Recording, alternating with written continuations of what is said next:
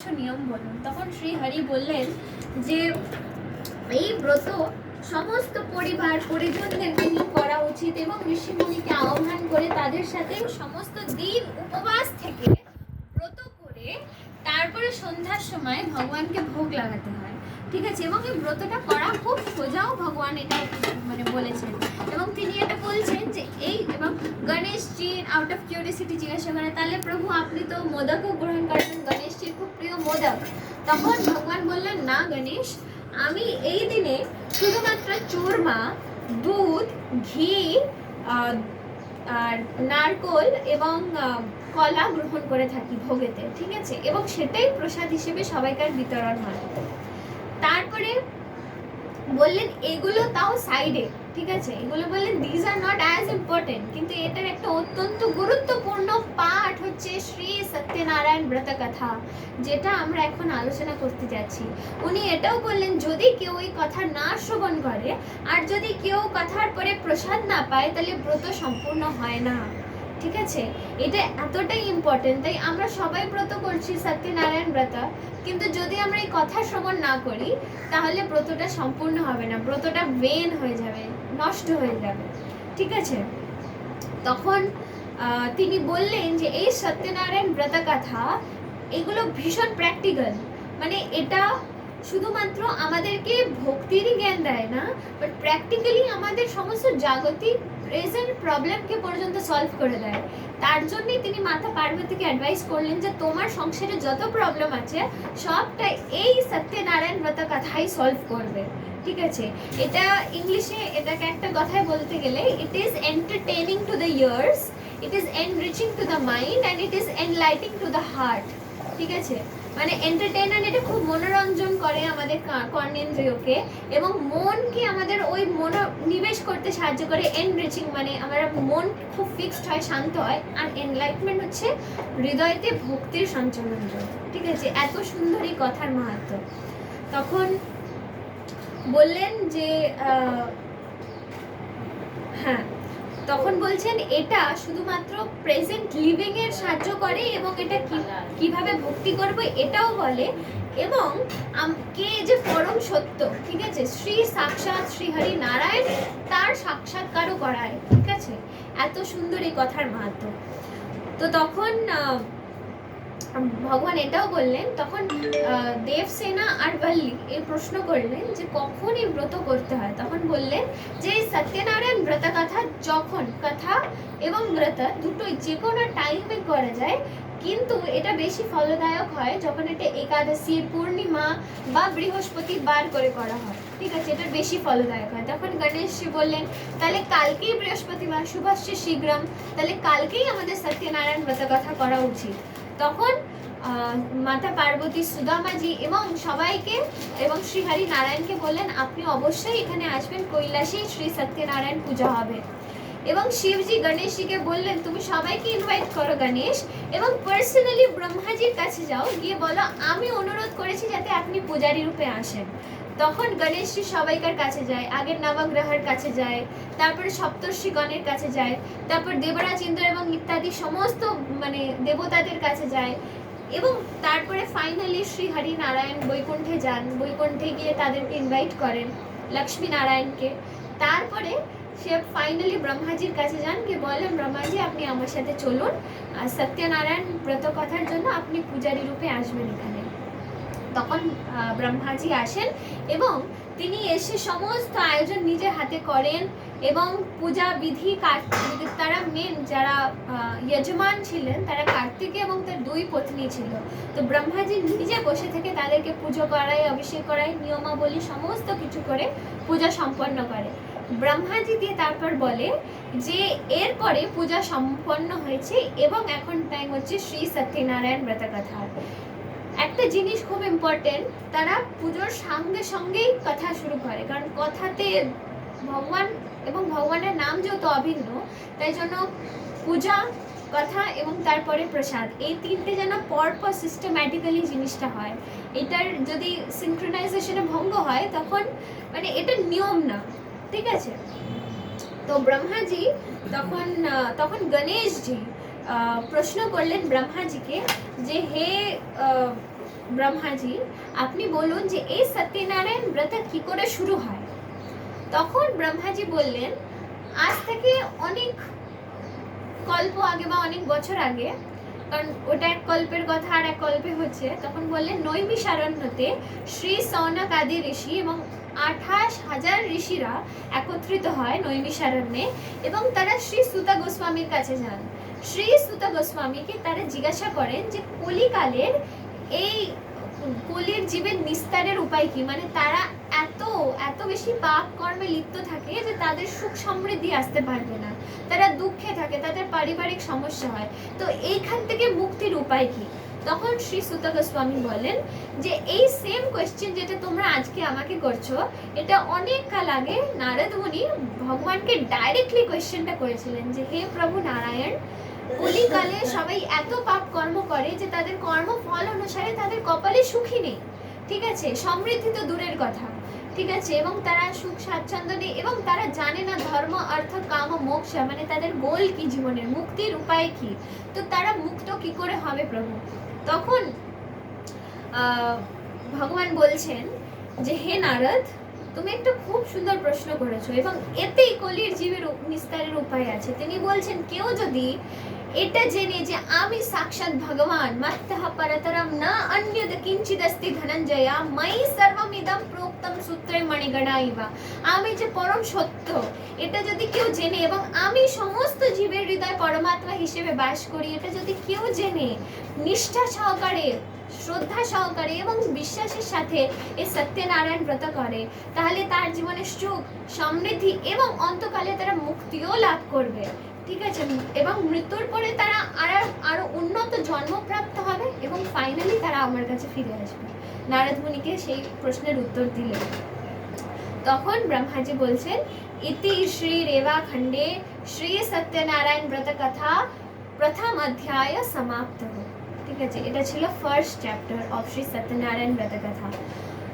তো ওই যে সমারোহতে সবাই এসেছিলেন, ওই সমারোহতে ছিলেন সুদামাজি এবং আর অন্য সমস্ত যারা যারা পূর্বকালে শ্রী সত্যনারায়ণ ব্রত কথা করেছিলেন, তারা সবাই মিলে ওই সভাতে এসেছিলেন এবং পূজার সাথে তারা অ্যাকম্পানি করেছেন।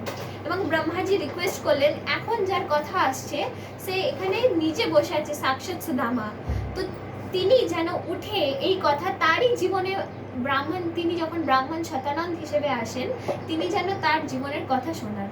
তখন সুদামাজি উঠলেন, উঠে বললেন আমি একটা লিস্ট করে দিচ্ছি আগে যে কারা কারা ছিলেন। সুদামাজি ছিলেন, গুহরাজ ছিলেন, পরের জন্মে যিনি কেবট হয়ে আসেন, তারপরে ছিলেন হচ্ছে সাধু ব্রাহ্মণ যিনি ছিলেন মোর্ধ্বজ, মহারাজ দশরথ ছিলেন এবং বৈবস্বত মনু ছিলেন ওই সভাতে। তো আমরা সবাইকার সংক্ষেপে সবাইকার কথা শুনবো। তো সুদামাজি বলছেন আমি সুদামা হওয়ার আগের জন্মে ছিলাম ব্রাহ্মণ শতানন। আমার খুব সুন্দর পরিবার ছিল, একদিকে খুব সুন্দর পরিবার ছিল, খুব সুন্দর সন্তান আদি ছিল, কিন্তু আর একদিকে ছিল অত্যন্ত দরিদ্রতা আমার, ঠিক আছে, এরকমই দরিদ্রতা ছিল যে আমি কত দিন কত মাস খেতে পাইনি পর্যন্ত, আর আমি পরিবারকে ঘর কর্তা হিসেবে আমি তাদেরকে অন্ন জোটাতে পারিনি। তিনি বলছেন, তখন তিনি সুদামার ঘটনাতে প্রবেশ করেন, দিয়ে বলছেন এরকমও দিন গেছে যখন ভগবানকে কিছু দেওয়ার নেই, কিন্তু তিনি এই এক গ্লাস জলই ভগবানকে অফার করতেন, দিয়ে বলতেন হে প্রভু আজকে আমার কাছে কিছু নেই আপনাকে অফার করার মতো, আপনি শুধু এই জলই গ্রহণ করুন আমার কাছ থেকে। এইরকম ছিল তার কন্ডিশন। কিন্তু একটা জিনিস জানতে হবে যে তার কাছে কিছু না থাকা সত্ত্বেও সে জল পর্যন্ত ভগবানকে অফার করে খাচ্ছে, তাহলে আমরা কেন আমাদের ইন্দ্রকে তৃপ্তি করতে চাই এত, কেন আমরা নিজেকে কন্ট্রোল করতে চাই না? এটা নয়, ভগবান কিন্তু কোনো মেশিন নয়। আমি ভগবানকে নিবেদন করলাম, সে পাপ নিয়ে সে আমাদেরকে প্রসাদ দিচ্ছে, that is not our mood. Our mood is অনুকূল্যেন কৃষ্ণানুশীলনম, যে অনুকূলভাবে ভগবানের সেবা করব, যাতে ভালোবেসে ভগবানকে নিবেদন করব, যে আজকে ভগবানকে আমি এটা নিবেদন করছি, ভগবান খুশি হবে। এই যখন খুব জোরে আওয়াজ হয়, মানে আমরা তো খুব তামালশেষ কীর্তন করি, এটা মহাপ্রভু শিখিয়েছেন, কিন্তু যখন আমরা বিগ্রহ সেবা করছি, যখন বিগ্রহের কাছে আছি, এমনভাবে আমাদের আওয়াজ করা উচিত না যাতে ভগবানের কানে অসুবিধা হয়, কারণ ভগবান তো সাক্ষাৎ এখানে প্রেজেন্ট আছে। আমাদের নিজেদেরই কানে প্রবলেম হয় বেশি জোরে কাঁসর বাজলে, ঘন্টা বাজলে, তাহলে ভগবান এখানে এত ধুনো, মানে আমরা নিজের চোখ থেকে জল পড়ছে ধুনোর জন্য, তাহলে ভগবান সারাদিন ওখানে দাঁড়িয়ে আছেন, সারাদিন ধূপ দীপ নৈবেদ্য সমস্ত কিছু গ্রহণ করছেন, তো তার চোখ দিয়ে জল পড়বে না ওই অত কষ্টতে? এইরকম ভাবে আমাদের ভগবানের সেবা করা উচিত অলওয়েজ। কি খেতে দিচ্ছি, কি করে দিচ্ছি, কারণ বিগ্রহ আমাদের সাথে রেসিপ্রোকেট করে, রেসিপ্রোকেট মানে আমাদের সাথে আদান প্রদান করে, কিন্তু তার আগে আমাদেরকে সেই পর্যায়ে পৌঁছাতে হবে। শ্রীল প্রভুপাদ একদিন মন্দিরে যান এবং মন্দিরে গিয়ে তিনি বলছিলেন যে মানে তিনি তামাল কৃষ্ণ মহারাজকে নিয়ে যান একটা টেম্পলে, এবং সে অনেকদিন বাদে প্রভুপাদ সেই মন্দিরে আসেন এবং তিনি খুব আস্তে আস্তে কিছু কথা বলছেন। তো যথারীতি তামাল কৃষ্ণ মহারাজ খুব ইন্টারেস্টেড হয়ে যান যে কি কথা বলছেন, আমি এটা শুনি, কারণ কি প্রেয়ার বলছেন সেটা আমি শুনি। কারণ আমাদের একটা নিয়ম আছে, আমরা যখনই ভগবানের সামনে যাই তখনই আমরা প্রার্থনা করি ভগবানের কাছে, আমরা হয়তো পুরুষে সুক্ত, হয়তো ব্রহ্ম সংহিতা কিছু একটা চ্যান্ট করি যাতে ভগবান প্রসন্ন হয়। কারণ আমাদের ক্ষমতা নেই, আমাদের বাক কত শুদ্ধ নয়, কিন্তু যারা এই আচার্যরা যারা এই প্রেয়ার্স গুলো দিয়ে গেছে, আবার গজেন্দ্র মোক্ষ লীলা, তারপরে গজেন্দ্র বন্দনা যেটা, ঠিক আছে, গজেন্দ্র স্তুতি, ভীষ্ম স্তুতি, এগুলো কি তারা শুদ্ধ ছিলেন, তারা শুদ্ধ ভক্ত ছিলেন, তাই তাদের বাণী যদি আমরা উচ্চারণ করি এটা তাদের দায়িত্ব থাকে আমাদেরকে ভগবানের কাছে রেকমেন্ড করে যে প্রভু সে আমার মন্ত্রই জপ, বা আমার মন্ত্র না, আমারই প্রার্থনা যেটা আমি আপনাকে করেছিলাম জপ করছে, তাই আপনি একে কৃপা করুন। তো এই জন্য আমরা ভক্তিবিনোদ ঠাকুরের ভজন, আমরা নরোত্তম দাস ঠাকুরের ভজন, আমরা ভীষ্ম স্তুতি, গজেন্দ্র স্তুতি, রুক্মিণী স্তুতি, আমরা সমস্ত স্তুতি, শ্রীমদ্ ভাগবতমে তো পুরো স্তুতিই আছে, স্তুতির বাইরে কিছু নেই। ব্রহ্ম সংহিতা, সংহিতা মানে ব্রহ্মাজি যে প্রেয়ার্স ভগবানকে বলেছিলেন, আলোল চন্দ্র কলসদ বন মাল্য বংশী রত্নাম গদম প্রণয় কেলি কলা विलासम श्यामम त्रिभंग ललिता नियत प्रकाशम गोविंदम आदि पुरुषम तमहम भजामि। এবার উনি বলতেই থাকেন গোবিন্দম আদি পুরুষম তমহম ভজামি, হে গোবিন্দ, হে আদি পুরুষ, আমি তোমার ভজনা করি। তো এটা তামাল কৃষ্ণ মহারাজ এই মুডে গেছিলেন যে প্রভুপাদ কি অফার করছে আমিও শুনি, যাতে আমরাও ওই রকম ভাবেই আমরা তাহলে ভগবানের প্রেয়ার করতে পারবো, ওই প্রেয়ারটাই পার্টিকুলারলি বলতে পারবো। তো তিনি শুনলেন কান পেতে এবং তিনি অবাক হয়ে গেলেন যে প্রভুপাদ ডাইরেক্টলি কনভারসেশন করছে কৃষ্ণের সাথে। বলছেন, কৃষ্ণা, মন্দিরে সবাই আপনাকে ঠিকঠাক খেতে দেয় তো, আপনাকে ঠিক টাইমে ঘুম পাড়াতে দেয় তো, আমি আজকে এসছি বলে এরকম নয় তো অন্যদিন আবার ল্যাক অফ কি বলবো সেবা অপরাধ হয়ে যাচ্ছে, বা আমি আজকেই বলে এত ফার্স্ট ক্লাস সেবা হচ্ছে, এরকম নয় তো। তো তখন প্রভুপাদ শুনলেন, মানে প্রত্যেকটা কোয়েশ্চেনের পর তিনি 10 সেকেন্ড করে গ্যাপ দিয়েছিলেন। তামাল কৃষ্ণ মহারাজ শুনে এটা অবাক হয়ে গেলেন।